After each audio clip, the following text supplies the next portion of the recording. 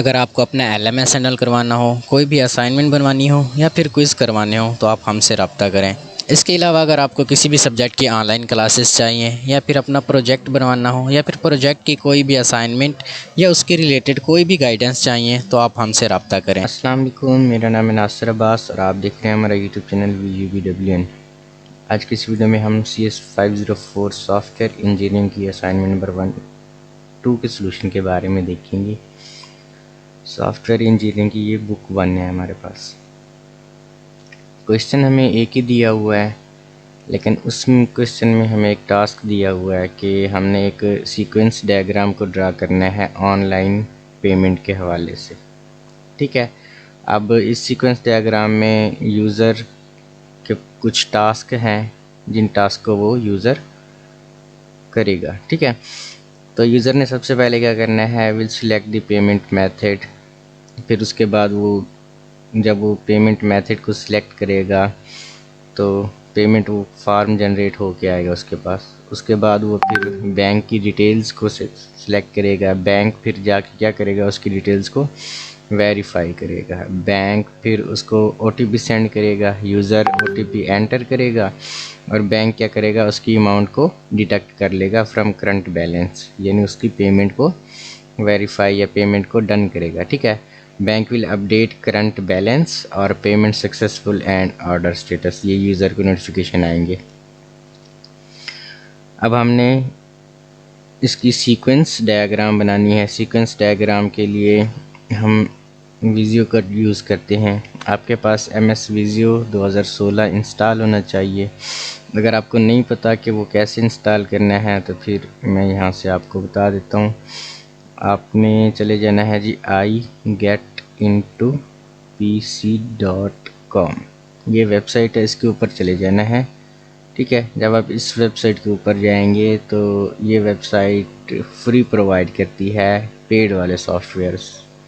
ठीक है, यहाँ पे आपने विजियो सर्च करना है। जब आप विजियो सर्च करेंगे तो आपके पास MS विजियो आ जाएगा। ये 2016 वाला आपने करना है डाउनलोड, यहाँ से क्लिक करना है आपने। उसके बाद नीचे आपने वेरिएंट चेक करना है कि आपका वेरिएंट कौन सा है विंडो का, 32 बिट है या 64 बिट आप करेंगे तो 32 और 64 दोनों आ जाएंगे। ठीक है, 10 सेकंड के बाद ये फिर लिंक देगा और यहाँ से फिर आप इसको डाउनलोड कर सकते हैं। जब आप इसको डाउनलोड करेंगे तो ये ज़िप फार्म में होगा, तो आपको एक्सट्रैक्ट करना होगा। एक्सट्रैक्ट करने के लिए वो क्या करेगा, आपको कहेगा कि पासवर्ड दें, तो ये पासवर्ड यहाँ पे लिखा हुआ है, आपने जस्ट यहाँ पे कॉपी करना है ये वाला पासवर्ड, igetintopc.com। ठीक है, तो जब आप इसको डाउनलोड कर लेंगे तो फिर इसको रन करवाना है आपने। इस तरह का इंटरफेस आपके पास आएगा। यहाँ पे ब्लैंक डायग्राम होगी, ये दोनों नहीं होंगी। यहाँ पे सर्च ऑनलाइन टूल, आपके पास इंटरनेट कनेक्शन अवेलेबल होना चाहिए, यानी कनेक्ट होना चाहिए। यहाँ पे आपने करना है जी सीक्वेंस डायग्राम। ठीक है, या ये सर्च करना है या फिर आपने UML सीक्वेंस ये लिखना है। ठीक है जी, ये हमारे पास UML सीक्वेंस डायग्राम पहली हमारे पास आ जाएगी। इसको हमने क्रिएट करना है और क्रिएट करने के बाद आपने ना क्या करना है, सबसे पहले यूज़र्स को डिफ़ाइन कर लेना है। ठीक है, आपने एक पैराग्राफ की सूरत में इन सब टास्क को लिख लेना है ताकि आपको समझ आ जाए कि क्या करना है, जैसे मैंने यहाँ पे लिखा हुआ है। ठीक है, मैंने यहाँ पे क्या लिखा है कि सीक्वेंस डायग्राम स्टार्ट कैसे होगी, यूज़र सिस्टम से इंटरेक्ट करेगा कि मुझे क्या करना है, पेमेंट मेथड को सिलेक्ट करना है। ठीक है, तो this message would be send to the system which would then send a message to the user to display the payment form. ठीक है, तो हम सबसे पहले ड्रा करते हैं जी। यहाँ से हमारा पहला एक्टर होगा। मैं इसको थोड़ा सा जूम इन कर लेता हूँ ताकि आपको समझ आती जाए। ठीक है, ये एक्टर हमारा कौन सा होगा जी, यूज़र। फिर हमारे पास एक ऑब्जेक्ट आ जाता है। इस केस में हमारा जो ऑब्जेक्ट है वो क्या है जी, सिस्टम या फिर वेबसाइट। ठीक है, यहाँ पे अगर उन्होंने लिखा हो कि user will select payment method, हम सिस्टम ही लिखते हैं।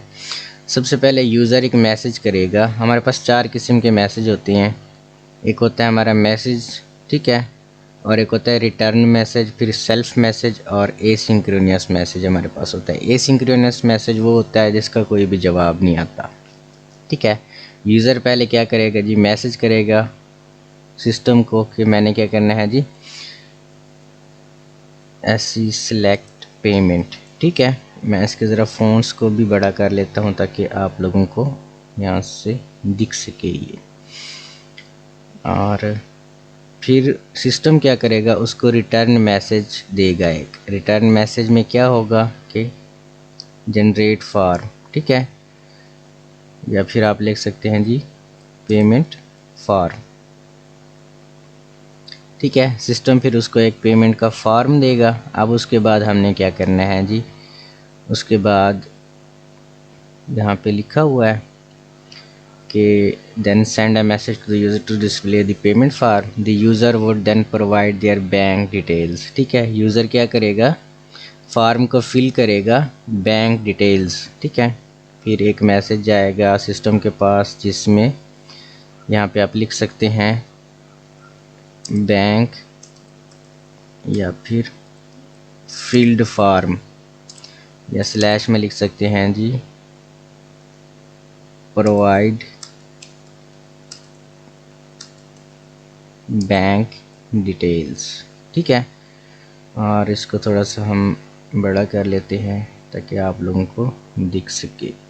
अब ये नज़र नहीं आ रहा कि एरर मैसेज, ठीक है जी। ये हमारे पास से इस तरह से आ जाएगा।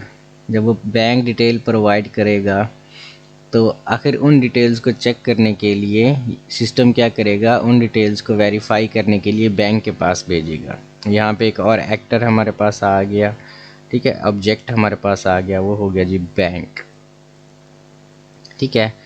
अब सिस्टम क्या करेगा, एक मैसेज के ज़रिए इन डिटेल्स को बैंक के पास भेजेगा। अब बैंक क्या करेगा, ये यूज़र डिटेल्स,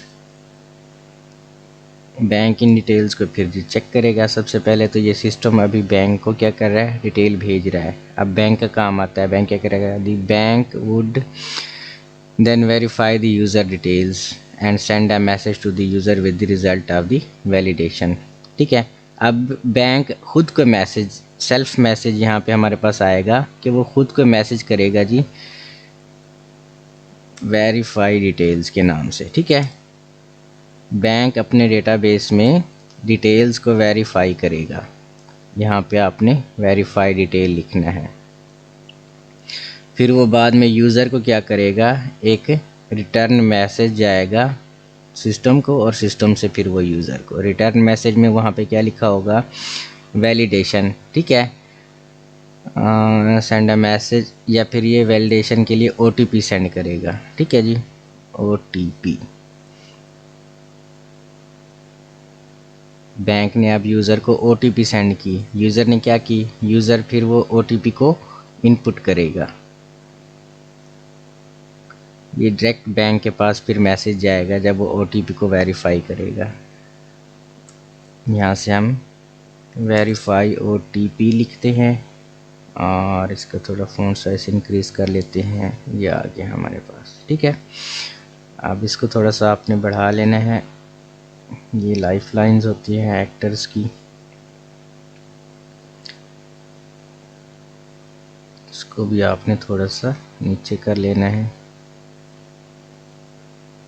और ये भी, ठीक है जी। अब यूज़र ने वेरीफाई कर दिया OTP, the user would enter the OTP and send message to the bank to confirm payment, ठीक है। द बैंक वो deduct the amount and user account, ठीक है।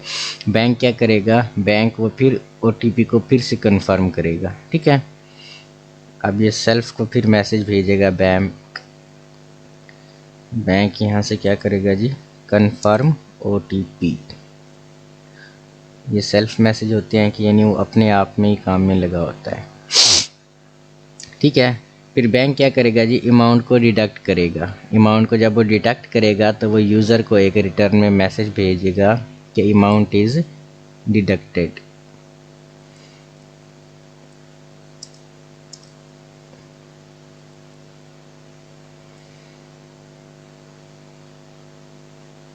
ठीक है जी, अमाउंट डिडक्ट होगी उसके बैंक अकाउंट से।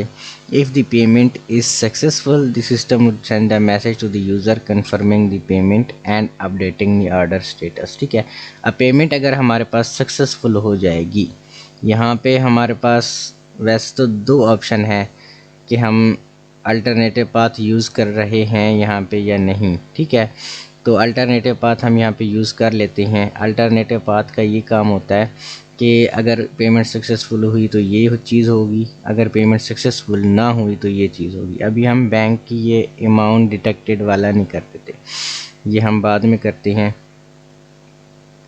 पहले हम यहाँ पे एक अल्टरनेटिव फ्रेगमेंट जनरेट कर सकते हैं। ठीक है, और ये कहाँ पे होगी, इस जगह पे होगी।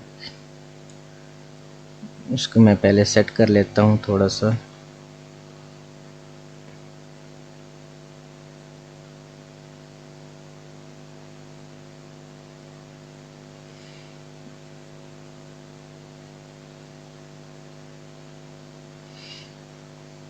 ये अल्टरनेटिव मैसेज वैसे छोटा नहीं होता, इसको हमने बड़ा ही रहना देने होगा। अच्छा, बहरहाल अभी ये जो अमाउंट हमारे डिटेक्टेड हुई है इसको हम नीचे ले जाते हैं जी।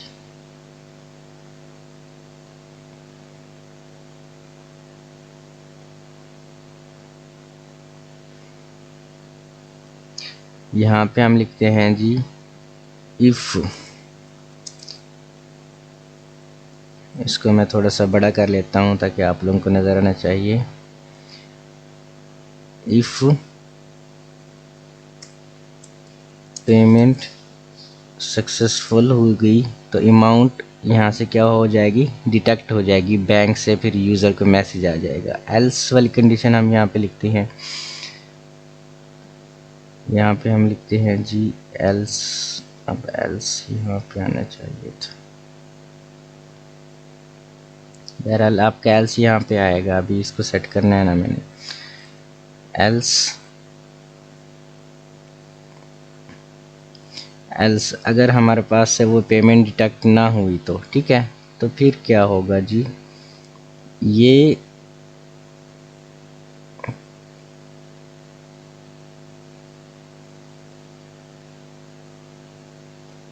आपके इफ़ सेक्शन के अंदर ही रहना चाहिए, इसका आपने ख्याल रखना है। ठीक है, ये जो अमाउंट इज़ डिटेक्टेड वाला मैसेज है ये आपके इफ़ सेक्शन के अंदर ही रहना चाहिए, एल्स के अंदर नहीं रहना, इफ़ के अंदर ही है। ठीक है, इधर यूज़र के साथ आपने रखना है इसको, इधर बैंक के साथ। और ये एल्स का मैसेज फिर यहाँ पे आएगा हमारे पास। एल्स क्या होगा, बैंक क्या करेगा जी, एक हमें रिटर्न मैसेज देगा। अगर पेमेंट हमारे पास से सक्सेसफुल नहीं हुई या डिटेक्ट नहीं हुई तो बैंक हमें देगा जी पेमेंट अन सक्सेसफुल। ये अल्टरनेटिव पाथ है कि अगर ये चीज़ पेमेंट सक्सेसफुल ना हुई तो फिर क्या होगा। फिर इसके बाद क्या करेंगे जी, अगर पेमेंट सक्सेसफुल हो गई है, अमाउंट भी डिटेक्ट हो गई है, तो फिर हमारे पास क्या होगा जी, if the payment is successful the system would send a message to the user confirming the payment and updating the status. तो यहाँ से एक हम एसिंक्रोनस मैसेज वो देते हैं जी, या रिटर्न मैसेज ही देते हैं बैंक से यूज़र की तरफ। ठीक है, ये है यूज़र, तो अपडेट स्टेटस या फिर अपडेट बैलेंस। ठीक है, यानी अमाउंट जो कट हो गई उसके बाद जो आपकी बैलेंस है वो कितना है। जब भी डायग्राम आपने बना लेनी है तो फिर डायग्राम में इनकी ना आपने एक्टिवेशन यानी लाइफ लाइन्स को पुट करना है। ठीक है, ये यूज़र यहाँ से इंटरेक्ट करेगा, कब तक इंटरेक्ट करेगा, अपने लास्ट मैसेज तक। तो आपने इनको ऐसे फिल कर लेना है। ठीक है, तो यूज़र यहाँ तक होगा, यूज़र के साथ ही सिस्टम भी इंटरेक्ट करेगा, यानी ज़िंदा हो जाएगा सिस्टम। और फिर हमारी बैंक कहाँ पे यूज़ होगी, बैंक यहाँ पे यूज़ होगी यहाँ से फिर, ठीक है। तो ये आपने लाजमी लेने हैं लास्ट में। अगर आप नहीं लेंगे, इनकी जो एक्टिवेशन या लाइफ लाइन्स हैं, तो फिर वो आपको नंबर्स नहीं देंगी। इन सब को आपने फिर यहाँ से कॉपी करना है और MS वर्ड में जाके आपने सेव करवा देना है। ये थी असाइनमेंट। अगर असाइनमेंट अच्छी लगी हो तो वीडियो को लाइक करें, चैनल को सब्सक्राइब करें। Thank you. अल्लाह हाफिज़।